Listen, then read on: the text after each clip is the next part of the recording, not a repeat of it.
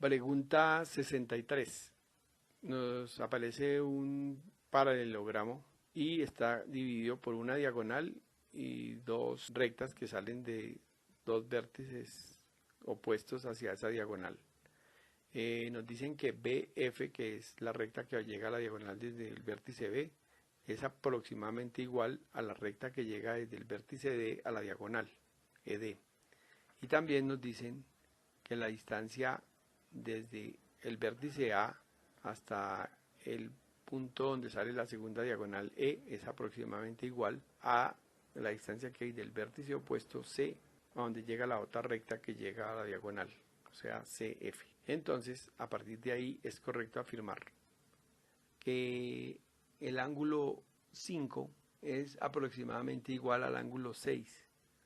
El ángulo 5 es el ángulo agudo de la diagonal arriba en el vértice C y dicen que es aproximadamente igual al ángulo 6, que es el ángulo agudo en la parte de abajo. Como las dos rectas son paralelas en la figura, ¿cierto? Por ángulos alternos e internos, el ángulo 5 es igual al ángulo 6, así como el ángulo 4 va a ser igual al ángulo 3. Después nos dice que si el ángulo 1 es igual al ángulo 5, el ángulo 1 igual al ángulo 5, no tienen correlación, eso es falso. Que el ángulo 4 sea igual al ángulo 2, el ángulo 4 con el 2 no, tendría que ser un triángulo isósceles. Y que el ángulo 3 sea igual al ángulo 5, no, estos son complementarios pero no son iguales, o sea, la D es falsa, la C es falsa, la B es falsa. La única que se cumple es la A, por eso la respuesta de la 63 es la A, que el ángulo 5 es congruente con el ángulo 6 por alternos internos.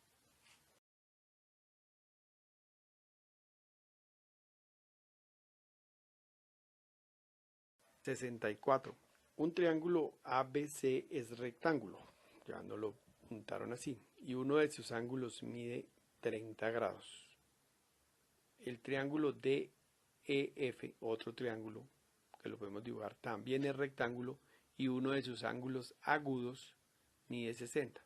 Si un triángulo, por ejemplo el ABC, decimos que es rectángulo, pues ya tiene un ángulo de 90 grados y uno de sus ángulos mide 30, por la suma de los ángulos o por complemento, el otro ángulo será 60.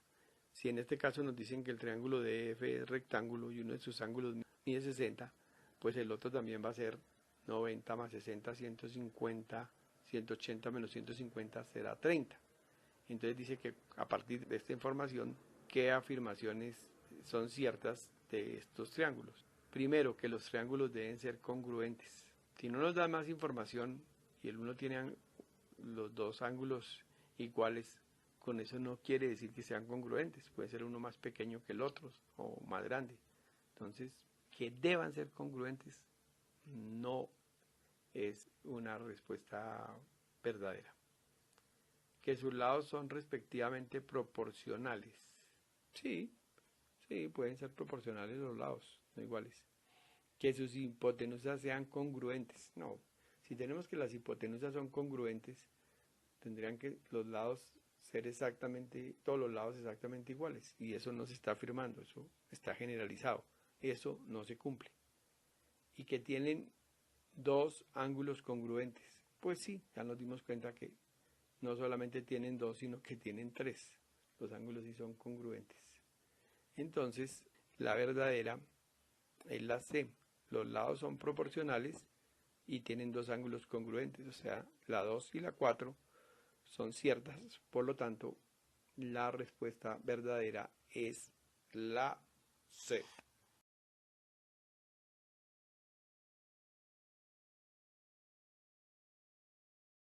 Pregunta 65. Si seno de beta es igual a menos 5/13 y beta está entre pi y 3 pi medios, es decir, está entre 180 y 270, está en el tercer cuadrante. Es verdadero afirmar que el coseno de beta medios es positivo, que el seno de beta medios es positivo, que el seno de 2 veces ese ángulo es negativo o que el coseno de 2 veces el ángulo beta es negativo. Entonces, seno de beta es igual a menos 5/13. El seno de beta, en este caso, está en el tercer cuadrante el seno es la proyección en el eje vertical. Entonces eso va por debajo del punto de origen, pues bueno, obviamente que va a ser negativo. Pero el ángulo se mide en el sentido contrario de las manecillas del reloj, arrancando desde el primer cuadrante hasta allá. Si cogemos cualquier ángulo que llegue allá al tercer cuadrante y le sacamos la mitad, eso nos va a dar un ángulo que esté mínimo en 90 grados o en el segundo cuadrante. En el segundo cuadrante hacemos la proyección hacia el eje vertical, que es la proyección seno, y siempre nos va a dar positiva. ¿Sí? Entonces, la B, que dice que el seno de beta es positivo, es cierta. ¿Que el coseno de beta sea positivo? No, ese coseno es una proyección sobre el eje horizontal y va a ser negativa tanto para el ángulo completo, para el ángulo medio. Que 2 veces el coseno de ese ángulo sea negativo. Si le damos vueltas al coseno de ese ángulo, vamos a encontrar que nos ubicamos en el primer cuadrante y el coseno va a ser positivo. Y si nos ubicamos también en el primer cuadrante, el coseno también va a ser positivo, la C y la D son falsas. Entonces, por simple inspección, ubicamos un ángulo en el tercer cuadrante, le sacamos la mitad, el ángulo que nos va a dar va a estar ubicado siempre en el segundo cuadrante, el seno siempre es positivo. Por lo tanto, la respuesta es la B.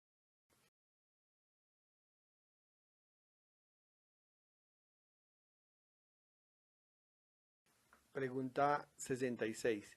Se construyó una rampa de 10 metros de altura con una base de 20 metros y el valor del ángulo teta que se debe incrementar al ángulo alfa, que es el que tiene la plataforma de 10 por 20,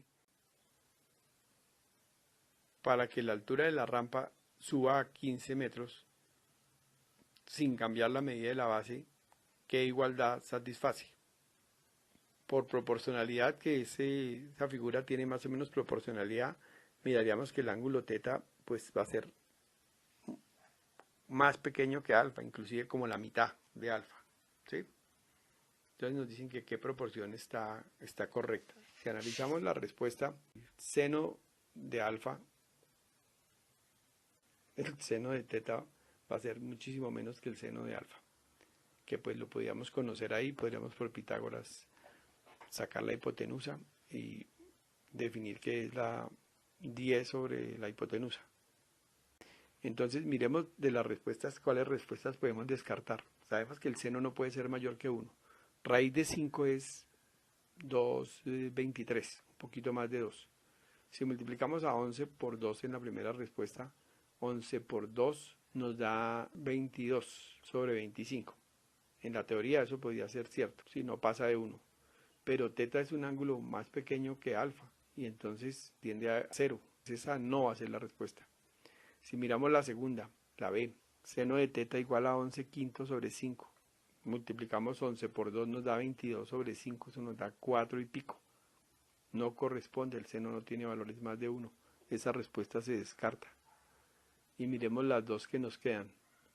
Miremos la D, 11 sobre 5 por raíz de 5, la misma que la B, pero con coseno. Volvemos a lo mismo, 11 por 2 y pico nos da 22. Dividido por 5 nos da 4 y pico. La D tampoco corresponde a un valor del seno, o sea que por ese análisis la respuesta sería la coseno de teta igual a 11 sobre 25 por raíz de 5. Sin embargo, también la podríamos comprobar, como el valor de teta es tan pequeño, el coseno debe aproximarse a 1. Entonces 22 sobre 25, 23 sobre 25 se aproxima a 1, ¿sí? Eso nos reconfirma la respuesta. Esa es la respuesta, la C.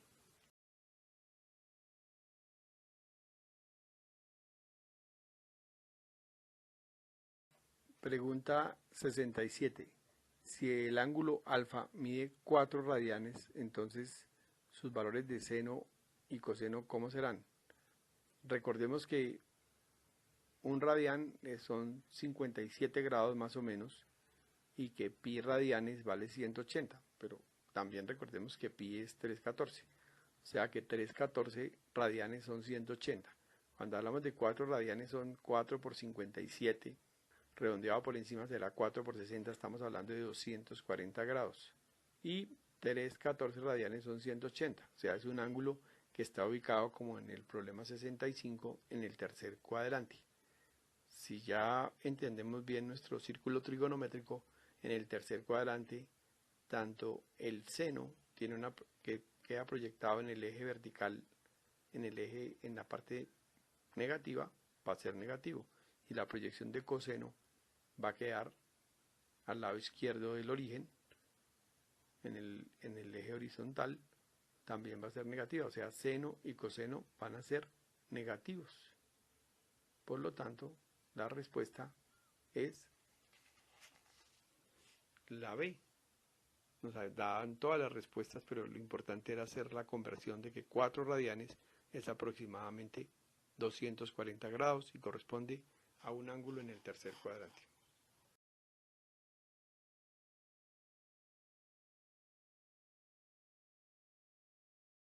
(68) La función y igual a 4 coseno de x medios menos 3 seno de 2x es de periodo. Nos toca averiguar el periodo.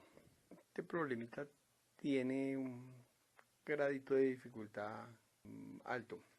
Sin embargo, para las funciones trigonométricas, el coeficiente que está multiplicando a la función es la amplitud. En este caso, para la función 4 coseno de x medios, el 4 es la amplitud. Está 4 veces lo que se desplaza en el sentido vertical. Para la función 3 seno de 2x, entonces se está desplazando 3. ¿Y qué tenemos que ver con el coeficiente al x? Para 4 coseno de x medios, el coeficiente de x es realmente un medio, ¿sí? Y para seno de 2x el coeficiente es 2. Entonces, este coeficiente de x corresponde o se iguala a la fracción 2pi sobre t, donde t es el periodo. Entonces nosotros igualamos ese coeficiente a esa fracción y despejamos t, que es el periodo, y sabríamos cuál es el periodo. Para coseno de un medio de x, entonces igualamos un medio a 2pi sobre t.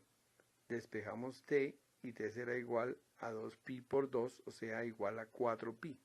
La función coseno de un medio de x tiene periodo 4pi. Ahora, para la función seno de 2x únicamente, igualamos el 2 a la fracción 2pi sobre t. Despejamos el t y nos da 2pi sobre 2, o sea, pi. La función seno tiene periodo pi. La función coseno de pi medios tiene periodo 4pi. Si solamente fuera coseno de x, ese 1 se lo igualamos a 2pi sobre t y despejaríamos t y nos quedaría igual a 2pi, que es la función estándar.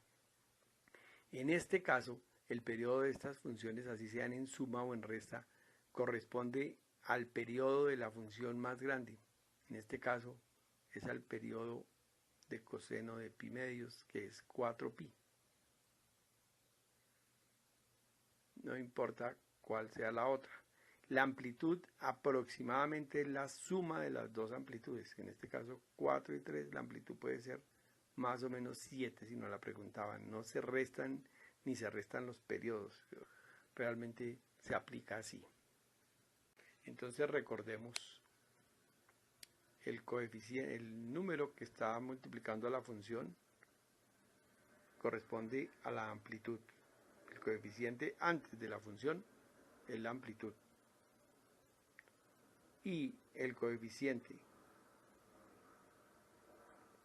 que va con x se iguala a la fracción 2pi sobre t. Para coseno de x medios el coeficiente es un medio, se iguala a 2pi sobre t, se despeja t y nos queda igual a 2pi por 2, o sea 4pi. Para el coeficiente un medio el periodo es 4pi. para el caso de 3 seno de 2x. 3 es la amplitud y el periodo, el coeficiente de x es 2, lo igualamos a la fracción 2pi sobre t, que no se nos tiene que olvidar, despejamos el t será igual a 2pi sobre 2, el periodo de esa función es pi. Entonces la función que tiene periodo más grande de las dos es coseno y es la que es el mandatorio de con qué periodo queda la función. La función va a quedar con unas curvas alternadas en una secuencia alternada ahí, pero se repite cada 4pi.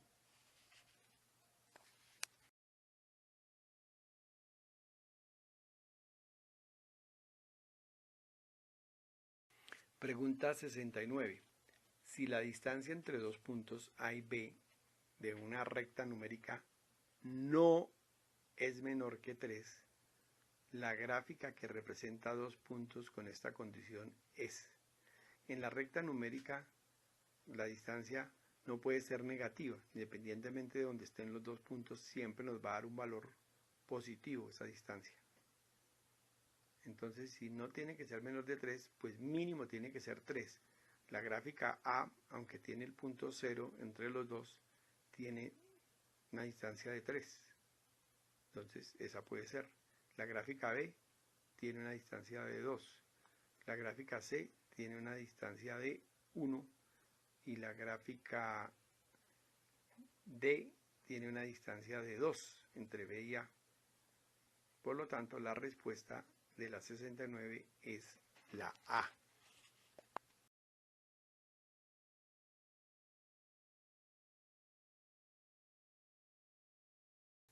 Veamos la pregunta 70. La gráfica tiene una ecuación y igual a ax al cuadrado más bx más c, la ecuación general de la parábola, o la ecuación general de la ecuación cuadrática. Entonces aquí nos preguntan, ¿es correcto afirmar que a y c, el coeficiente de x al cuadrado, y c, el término independiente, tienen qué signo? Y las soluciones de la ecuación y igual a 0, ¿qué signo tienen? Si observamos la gráfica de la parábola, es una parábola que abre hacia abajo y que sus puntos de corte con el eje x, o sea, los ceros, o sea, las raíces, o sea, los valores que tiene cuando y igual a 0, están en el lado positivo de las x.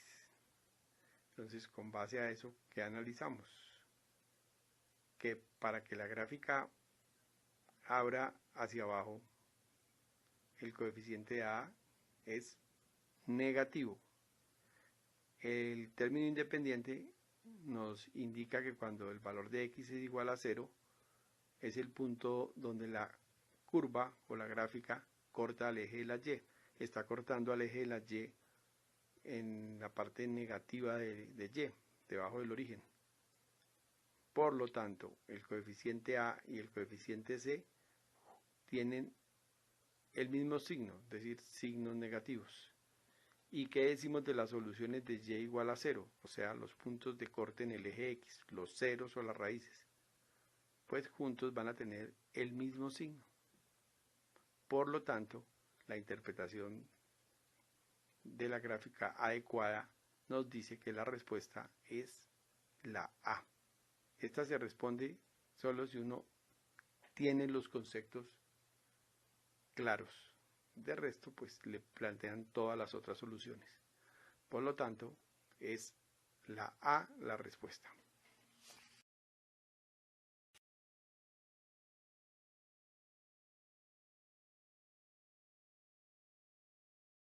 (71) La gráfica de la función f de x definida como f de x igual a x si x es menor que 0, o sea, si x tiene un valor negativo. La gráfica de f de x es igual a menos x si x es mayor o igual que 0 o menor o igual que 1. Y es igual a 1 si x es mayor que 1, no incluye el punto 1. ¿Y cómo se representa correctamente? Entonces analicémosla por partes. Que f de x sea igual a x cuando x es menor que 0, o sea, del origen hacia la izquierda. ¿Qué quiere decir que f de x sea igual a x? Que y sea igual a x. Cuando tenemos una recta y igual a x, el coeficiente de x es 1, la pendiente es 1, entonces va a ser una recta 45 grados que arranca desde el origen y se va hacia la izquierda. ¿Listos? Ahora, que f de x sea igual a menos x si tenemos a x después de 0, de 0 igual a 0 hasta x igual a 1, del origen hacia la derecha, entre 0 y 1, es igual a menos x, o sea, y igual a menos x. ¿Qué quiere decir que sea menos x? Que es menos 1.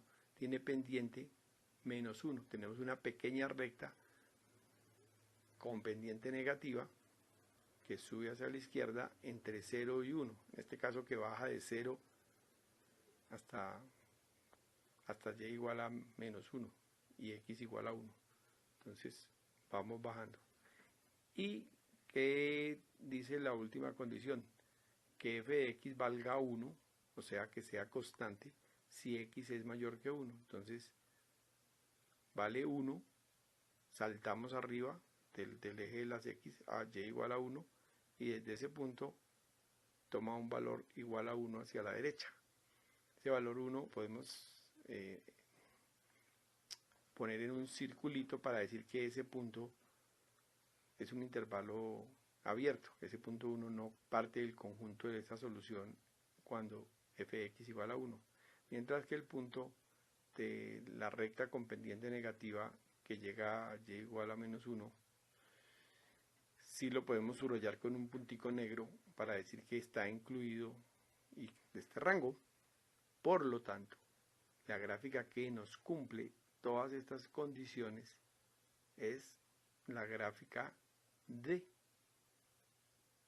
una recta 45 grados bajando del origen hacia la izquierda, una recta con pendiente menos 1 que llega hasta punto menos 1 y después una recta horizontal, o sea, la función constante desde 1 hacia la derecha.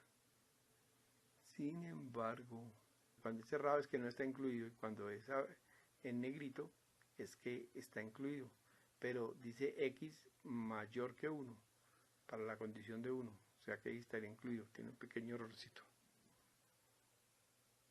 Bueno, muy bien.